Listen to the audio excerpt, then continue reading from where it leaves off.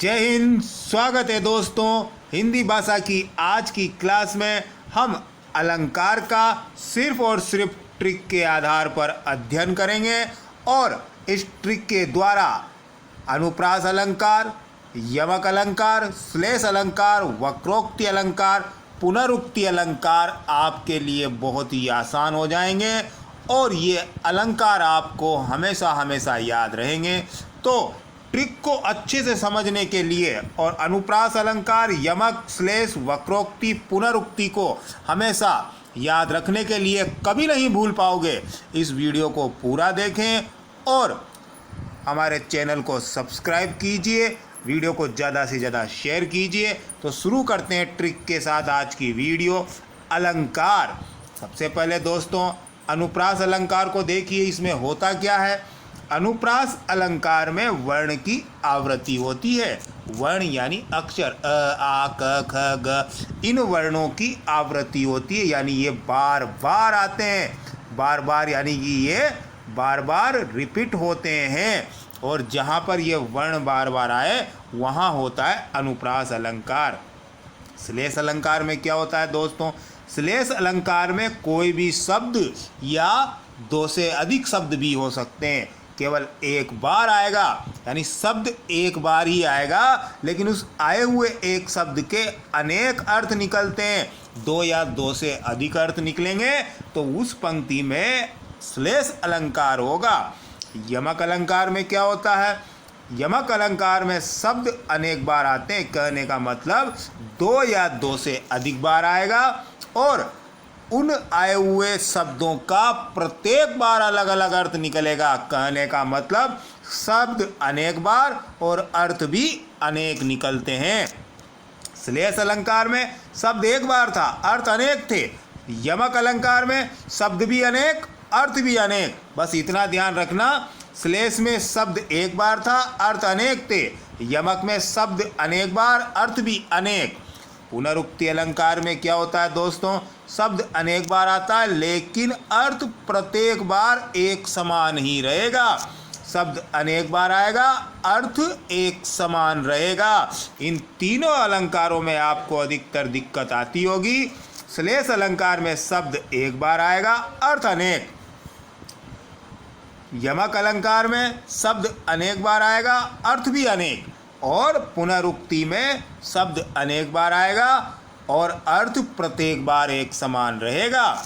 वक्रोक्ति अलंकार में क्या होता है? जहाँ पर किसी भी बात का जवाब देते हुए टेढ़ी या उल्टी बात की जाए वहाँ वक्रोक्ति अलंकार होता है। टेढ़ी या उल्टी बात कैसे दोस्तों?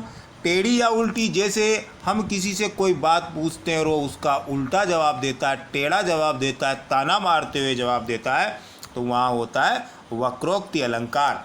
इन अलंकारों को हम विस्तार से देखें, उसके पहले अलंकार क्या होते हैं, अलंकारों की हम परिभाषा देख लेते हैं।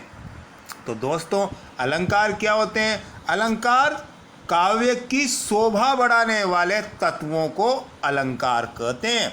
काव्य की शोभा, काव्य की शोभा का मतलब होता है काव्य की सुंदरता। काव्य हमें रुचिकर लगता है, अधिक आनंददायक, रमणीय प्रतीत होता है। जिन तत्वों के द्वारा यानी जिन बातों से काव्य में शोभा, आनंद, रमणीयता या सौंदर्यता उत्पन्न होती है, उन तत्वों को हम अलंकार के नाम से जानते हैं। अलंकार के भेद कितने हैं? अलंकार के 3 भेद हैं।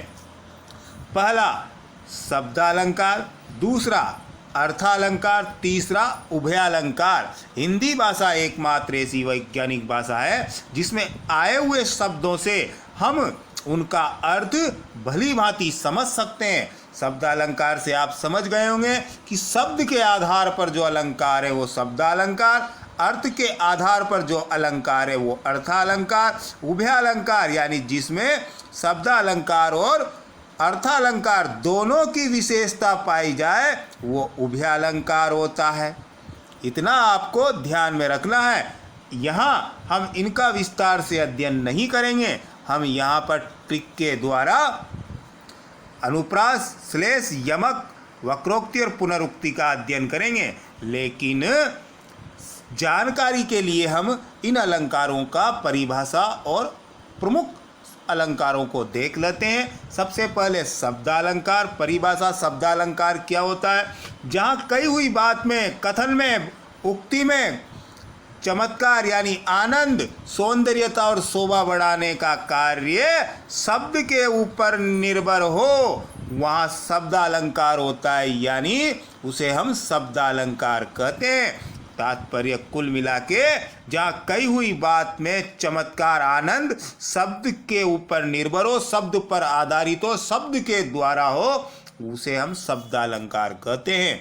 प्रमुख शब्दालंकारों में कौन कौन से अलंकार आते हैं? अनुप्रास आता है दोस्तों, यमक आता है, श्लेष आता है, वक्रोक्ति, पुनरुक्ति और विप्सा अलंकार शब्दालंकार के अंतर्गत आते हैं। इनमें शब्द के द्वारा ही चमत्कार, आनंद आता है। शब्द कहो, शब्द बनते हैं वर्णों से मिलकर, तो वर्ण या शब्द के द्वारा इन शब्दालंकारों में आनंद आता है, चमत्कार उत्पन्न होता है।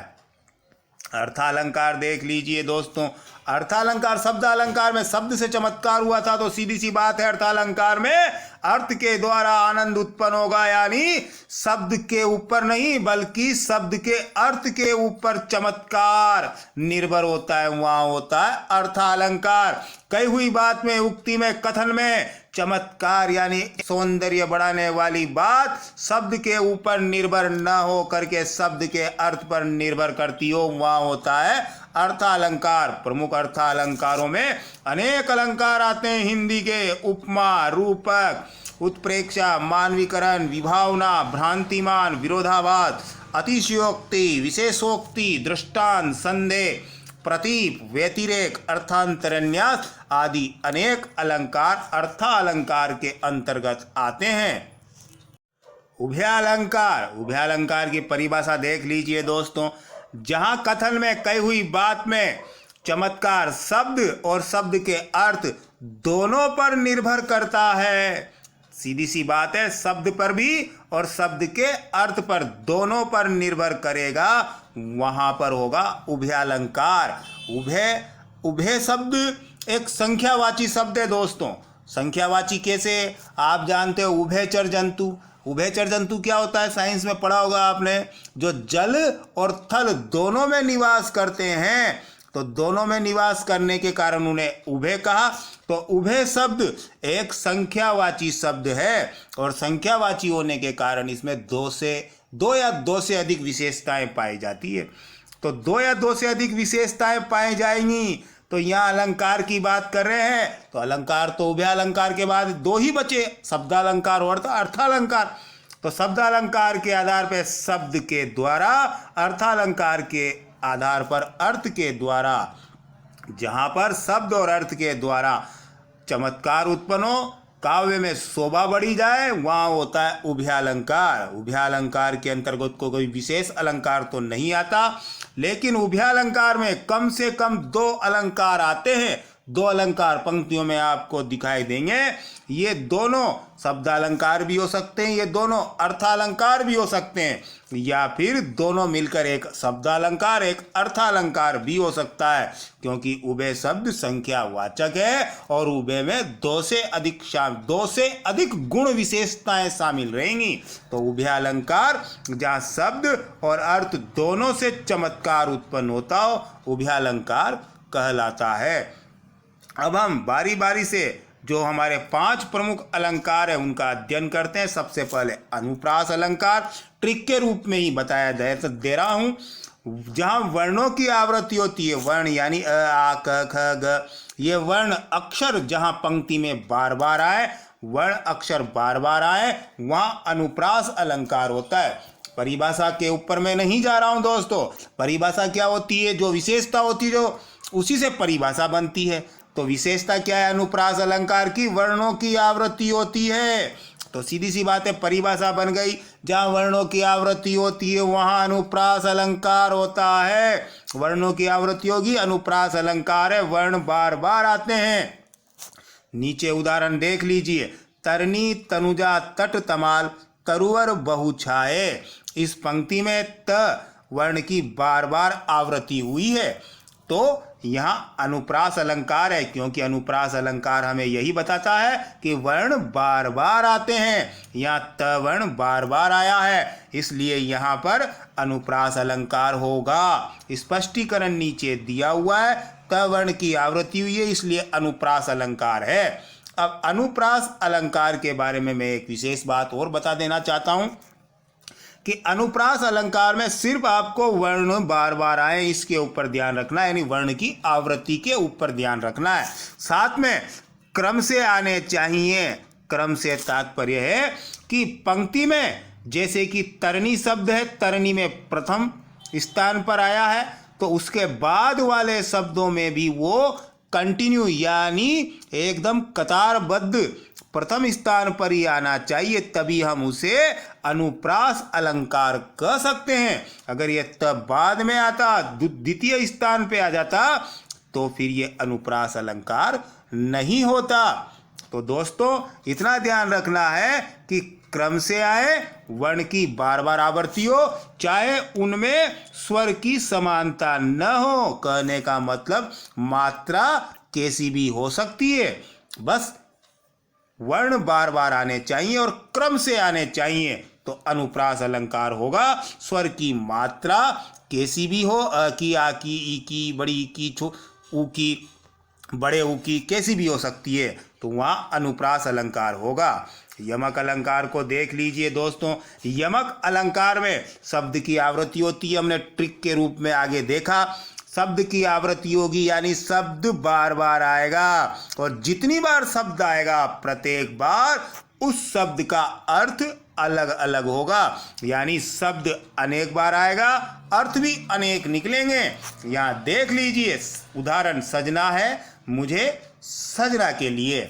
सजना शब्द 2 बार आया है, शब्द की आवृत्ति हुई है, जितनी बार वो आया उतनी बार उसका अर्थ भी अलग अलग निकलता हो। तो सजना शब्द 2 बार आया है, दोनों बार सजना शब्द के भिन्न भिन्न अर्थ निकलते हैं, तो यमक अलंकार होगा।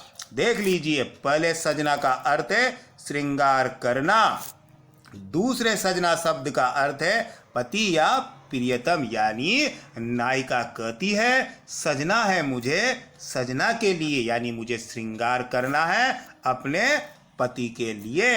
तो जहाँ शब्द की आवृत्ति हो, शब्द की आवृत्ति हुई, जितनी बार शब्द आया अर्थ अलग अलग निकलता हो। शब्द 2 बार आया, दोनों बार उसके अलग अलग अर्थ निकले, इसलिए यहाँ यमक अलंकार होगा। इतना आपको ट्रिक के रूप में ध्यान रखना है। श्लेष अलंकार में क्या होता है दोस्तों? श्लेष अलंकार में शब्द केवल एक बार आएगा, शब्द एक बार आएगा, लेकिन उस आए हुए एक शब्द के अनेक अर्थ निकलते हो, 2 या 2 से अधिक अर्थ निकलते हो, तो श्लेष अलंकार होगा। उदाहरण देख लीजिए, पानी गए ना उबरे मोती मानस चून।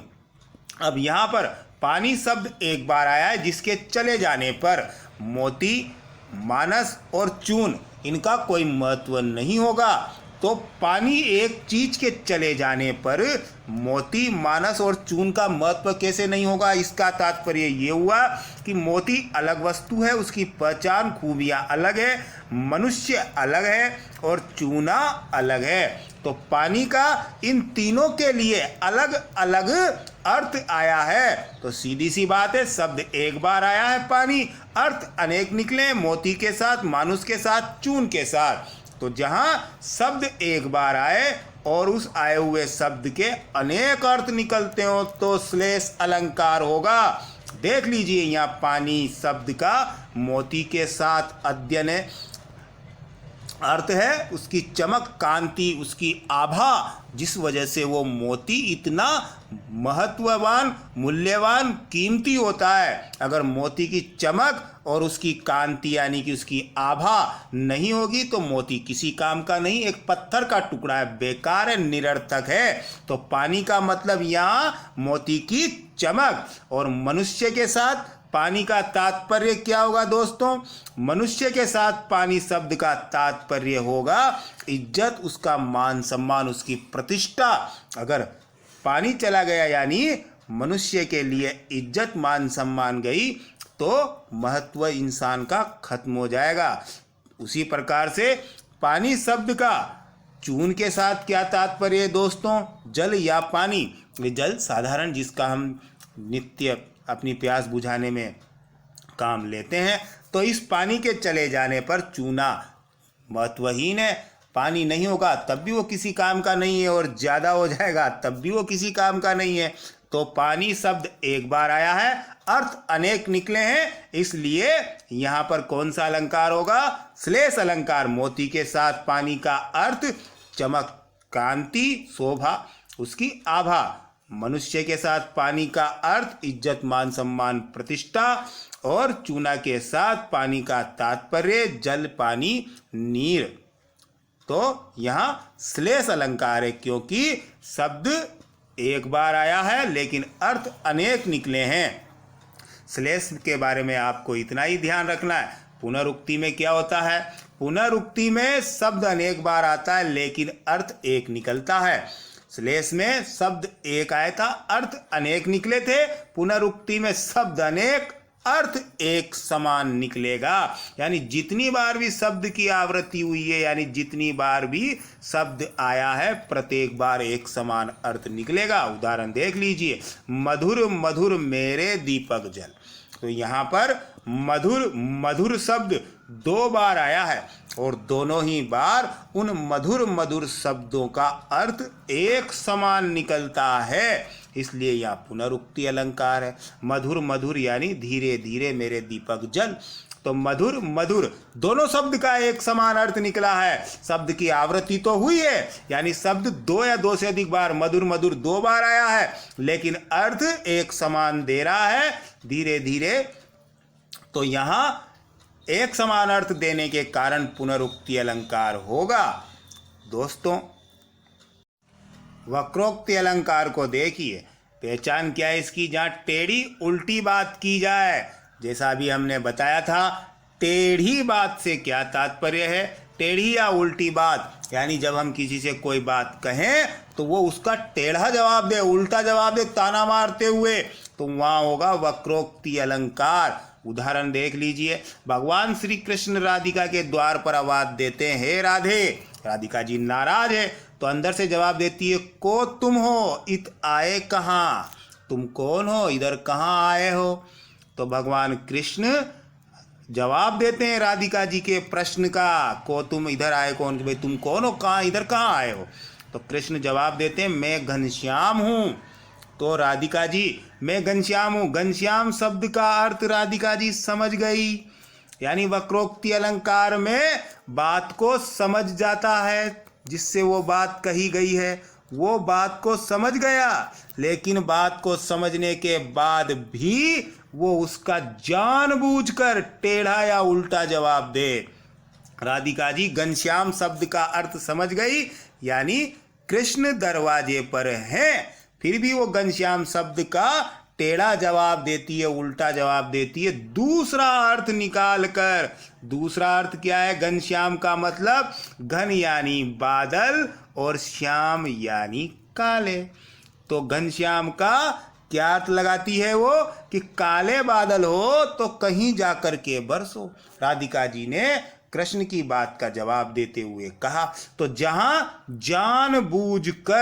जानबूझकर किसी बात का गलत अर्थ लिया जाए, दूसरा अर्थ लिया जाए और टेढ़ा जवाब दिया जाए, उल्टी बात कही जाए, वहाँ होता है वक्रोक्ति अलंकार।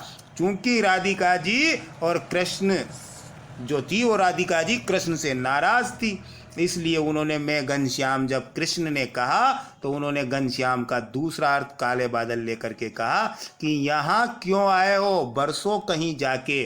तो जानबूझ के टेढ़ी और उल्टी बात कही, इसलिए वक्रोक्ति अलंकार है। ये जानबूझकर टेढ़ा जवाब दिया गया, इसलिए वक्रोक्ति अलंकार है।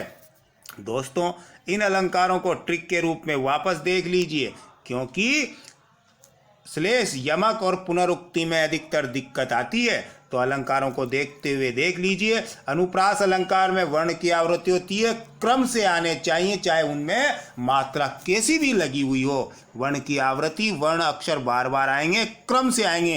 पहले स्थान पर है शब्द में तो उसके बाद वाले शब्द में भी पहले स्थान पर। श्लेष में शब्द की आवृत्ति शब्द एक बार आएगा, अर्थ अनेक निकलेंगे।